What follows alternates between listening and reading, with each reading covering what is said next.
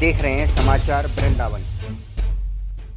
नमस्कार, आदाब, सत श्री अकाल, गुड इवनिंग। आप देख रहे हैं समाचार वृंदावन। मैं हूं आपके साथ विकास अग्रवाल। ज्येष्ठ मास की शुक्ल पक्ष की एकादशी को निर्जला एकादशी कहते हैं।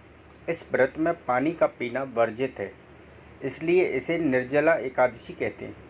वर्ष भर की 24 एकादशियों में से ज्येष्ठ शुक्ल एकादशी सर्वोत्तम मानी गई है। इसका व्रत रखने से सारी एकादशियों के व्रतों का फल प्राप्त होता है। विधान है, यह व्रत नर और नारियों दोनों को करना चाहिए।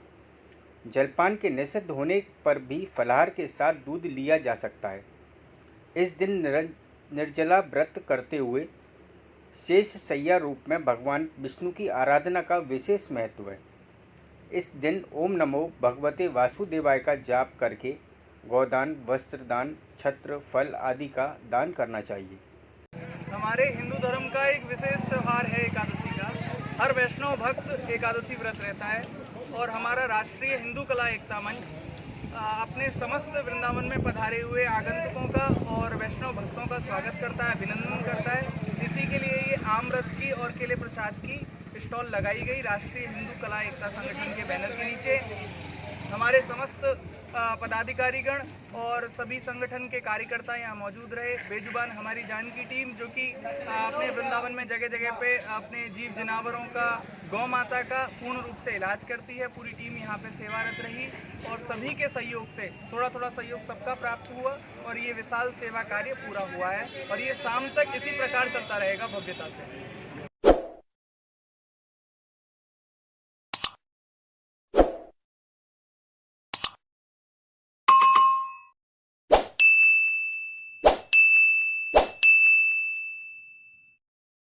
कहते हैं, एक बार महर्षि व्यास पांडवों के यहाँ पधारे।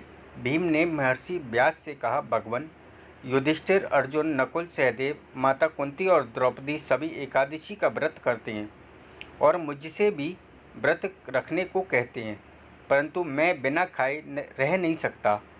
इसलिए 24 एकादशियों पर निराहार रहने का कष्ट साधना से बचकर मुझे कुछ ऐसा व्रत बताइए जिसे करने से मुझे विशेष असुविधा ना हो और उन सब का फल मुझे मिल जाए।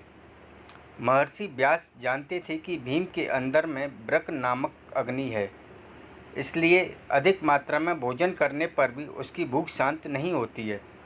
महर्षि ने भीम से कहा, तुम ज्येष्ठ शुक्ल एकादशी का व्रत रखा करो।